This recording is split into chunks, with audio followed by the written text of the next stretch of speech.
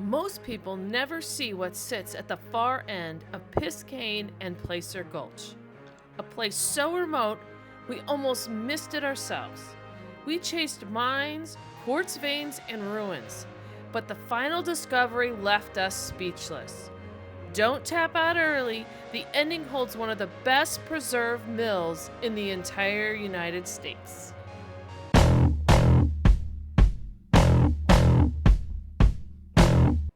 Have you ever had one of those evenings where you just can't find a campsite? We left Animas Forks feeling confident we would have no problem finding a campsite. We pulled into this little pull-off, and it's fine. It's more of a wide spot in the road than a camp, so we keep going. Then we roll up to this beautiful flat stretch and actually say, I think we found our spot. But we come around the corner and there's already a tent there, so onward we go. This becomes a bit of a pattern. We found places that would have been perfect, except they meant trampling and driving on the tundra, and that's just not how we roll. We'll take an uneven camp before we leave scars in the tundra. Eventually, we're way up here, 12,464 feet and a 19% grade, and we're still climbing. At this point, it feels like we're on the top of the San Juans. Too exposed, too high, and honestly, kind of ridiculous. So after more than an hour and almost 8 miles of wandering around in circles, we finally admit defeat. And we go right back to the little pull-off we first checked out. And it turns out to be our home for the night. And honestly, once the sun set, this little scrappy roadside pullout was great. Sometimes the perfect place is the first place you pass by. Morning light, gear packed, and engines on. Picayune Gulch starts with a 24% punch straight into the sky. And just beyond that waits our first destination, the Treasure Mountain Gold Mining Company. We make a quick stop here. The operation was established in 1881, and it was both a hard rock and placer mine. Okay, so we were driving down the road, and we see this hole, which is clearly a prospect hole, and some super cool rocks. So of course we had to stop, and we're at over 12,000 feet. There's our car. 12,600 feet, we're huffing and puffing up here. But here's the sun went behind the cloud. Yeah, you can't really see it, the druzy. Some of the druze, the quartz on there, black quartz. And then like here, some of the druzy quartz. Yeah, look at all the... Yeah, I can see why they prospected here. Yeah. So we just stopped at a prospect hole and found some cool quartz and some druze, black druze. And in the San Juans, what we've read about them is that the higher up, and we're at 12,700 feet, the higher up in the quartz veins that you go, the better the ore. As they go down into the mountains, the ore becomes lower quality, and that's where people lost money. So it makes sense that people would be up here trying to find mines in these quartz veins. And we've seen several places where there's quartz veins where people have dug prospect holes and are looking for gold and silver. Beyond the pass, Placer Gulch comes into view, and with it, the ruins of the Gold Prince Mine, a beautiful relic of San Juan history, but not the crown jewel. That would come later, and it would eclipse everything we'd seen so far. In Animas Forks is the Gold Prince Mill, and this is the Gold Prince Mine here. And so you can see over the way there is, they had a tramway from here all the way over to Animas Forks to the mill. All of this structure here that you can see is all part of the Gold Prince mine structure. So it was, I mean, they invested over $500,000 to come out here for pretty low grade quality ore. And they were bankrupt within 6 years. Yeah, but it's a pretty cool building. It's structurally very sound, but it's also newer, you can tell, because there's cinder blocks. So I don't know if that was added on later or what, but you can see the slats, 2x6s for the structure, which is why it's still here, which is also why the jails were built in that same way, in that same type of construction. And those are the buildings that have stood the test of time up here, survived avalanches, survived the harsh winters that are here. You could see remnants of railroads that went into the mine. You could see ore carts. You could see all sorts of junk. And it is cool having my car here, but you have to look where you're going, because look at this on the ground.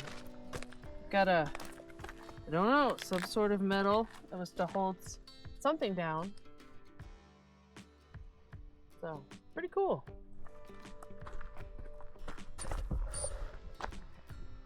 So, up here in the San Juans, around 1904, 5, 6, that era, the average pay for a miner would have been about $2 a day. And that's compared to down at East Portal in Black Canyon and Gunnison National Park, where they were digging a big tunnel.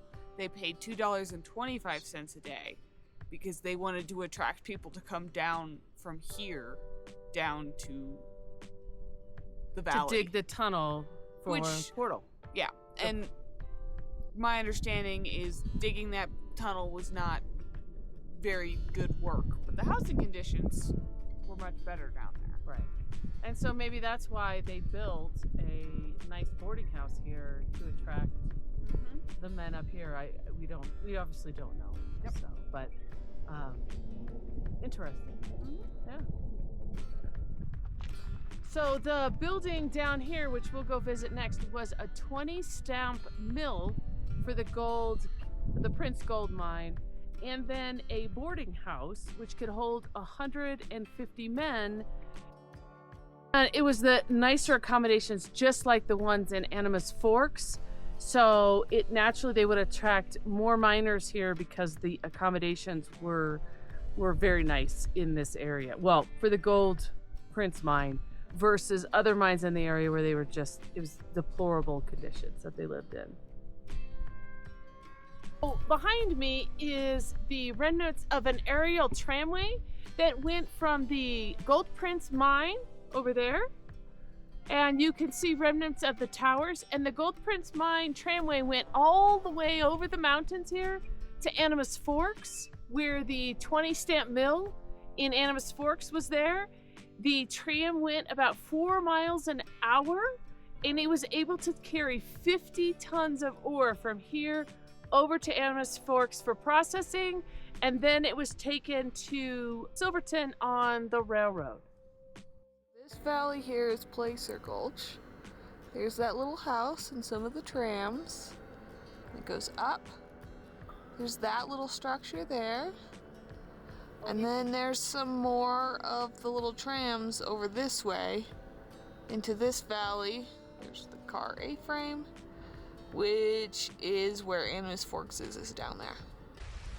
We are here at the South Democrat Mill, and this was built in 1906, so this is after the Prince Gold mine and the Prince Gold stamp mill. So this is a new stamp mill that was built, 20 mil stamp, and it is one of the best preserved stamp mills in the United States that's on public land.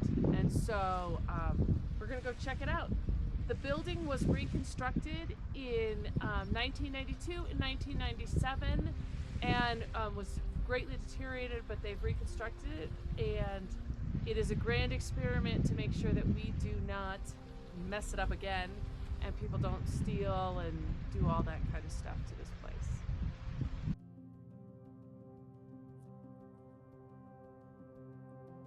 You can see this is original. They had like tar paper on the outside.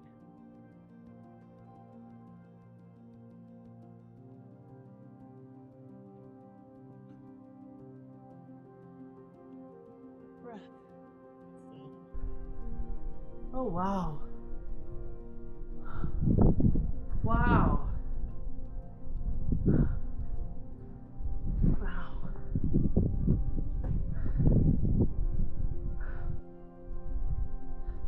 So we are here and breathless at the top of the South Democrat Stamp Mill. And you can see the old mine was up here on the hill. And the Silver Queen mine was a little further up. And then it came, they had an aerial tramway, and you can see the cables coming in here. They came down and they brought the raw ore into here and then clearly dropped them down into this bucket. Yeah. Something like that. And you can see that water was brought in. They dammed up the creek up here and they pumped water down, and water came in here into the flume. Yeah. And over here, counterweights. Oh, okay. Great to know. And so that's how this, yeah, you can see this line holding onto the building to hold it up. So that's where the water went in. That's where the ore went in. Then we'll go around. You can see remnants of the flume here.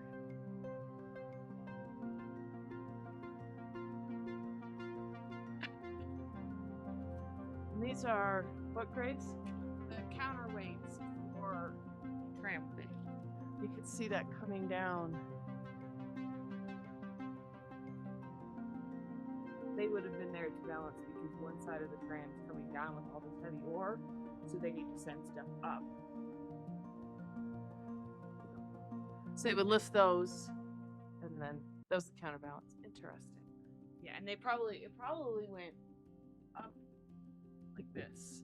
not like your lift Yeah. down. It probably just with that Went back and forth. back and forth. Yeah, Wow. that would be my guess based on this. Now we don't have the engineer to prove me wrong. We'll see what he says later when we get home. That's right. But by the time we make the video and he sees it, it'll be too late. Yeah. So the ore started on the tramway, and then it was dumped into here, and then it came down here into this crusher, jaw crusher, and it would stamp the ore into 3-inch size pieces of, it would crush it into 3-inch diameter ore, and then send it further down into an ore bin that was just down below here. Look at this. Look, there's pieces of the old belt still here. Yeah, and look over here, some more of the belt. Yeah. Gosh, wow. Yeah, 120 years old. The other room has the Same thing, bench, workbench. Yeah. And you just wonder how much gold is on. If we could can this dirt, if you'd find some gold in it. Yeah. You might. I don't know how to pan though. Sort of do. I mean, I got the theory behind it, but I've never done it. So. I mean, I've never panned for gold, but I've panned for garnets. And it's the same concept, I think. Yeah. And then here, this is where the ore bin was, is right below me, or right on this level. And then the ore was fed to the battery of stamps below. But let's go see the stamps. Just look at the... Old gearing. Boy, your dad would love this place.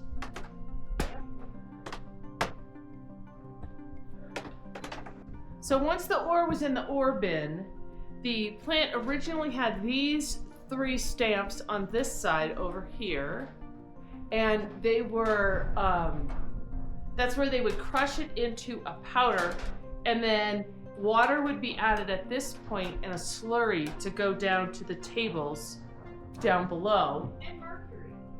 Right, and they added mercury down. I was going to say that down there. So they would crush here, they would make it into a paste and filter it down to the tables, separating tables below.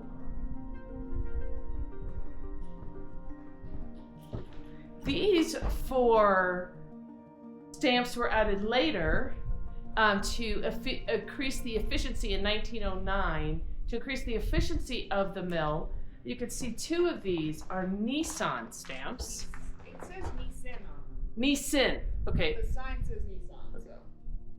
The sign says that they say Nissan. Okay. So in 1909, these stamps were added, would crush it more into a fine powder, and these are Nissan. The sign says Nissan, but these are Nissan, as you can see, stamps.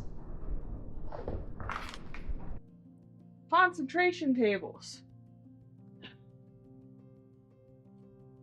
Concentration tables, or Wilfy fly tables, on level 5 were used to separate out silver, lead, and zinc sulfides.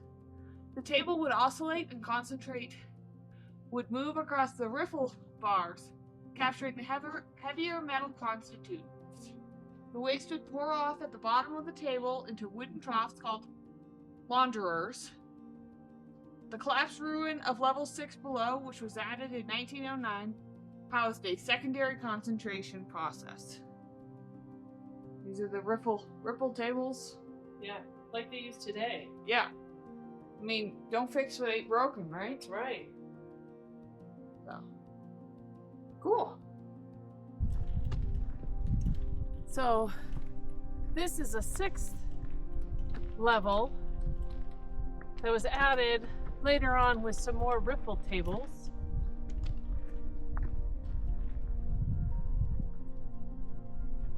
For another go round. And here's a riffle table.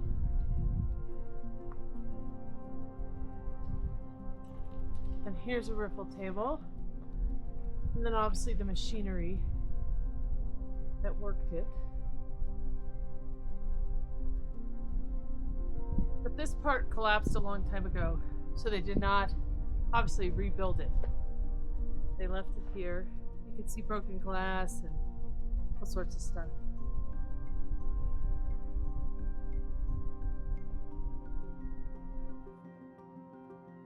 So down below me in the 1880s is the Mastodon Mill that was out here for the Mastodon Mine.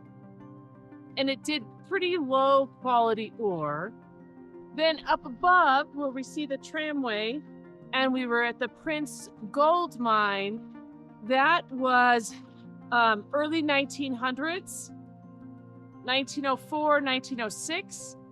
And concurrently was the South Democrat Mill here that really started to produce 1904 to 1914. And it was a very rich mine, and it produced over $500,000 in ore. And it was closed in 1914 because the owner of it, he left this mine and he went to the Sunnyside mine, which is the richest gold mine that has ever been found, one of the richest gold mines that's ever been found in Colorado. So he closed this and he went over there and he produced millions and millions of dollars in gold at the Sunnyside mine. Okay, so of all the things we've done in the San Juans, that stamp mill was the trip. I mean, it was the coolest thing I've ever seen, and so worth the effort of getting here. I'd come back here. 100% come back here. And the several people that just drove past and didn't go down and see it, I just can't even believe it. So it really makes you understand how the mining worked here. And just getting that up here is, wow. It'd be a feat today, Yeah. let alone in the early 1900s. So, Yeah. and then this aerial tramway is crazy. Yeah. This place is crazy. Yeah, because today they'd bulldoze the road up here. And it'd be a big pain in the rear, but they'd do it. Yeah, they would. But they didn't do any of that then. Yeah. So, Yeah. anyway, I just found this to be really fascinating and really cool. Mm-hmm. Okay. Me too. Let's go find a campsite. Yeah. Yeah, okay. The San Juans have a way of staying with you. The mines, the gulches, the engineering, the altitude, and of course, the scenery. It's been an unforgettable adventure, and we're glad you came along. Next week, we head to Hunts Mesa, a place so remote and limited that only a few ever stand on its rim, overlooking Monument Valley from a perspective most people never see. Subscribe so you won't miss out. Hunts Mesa is something truly extraordinary.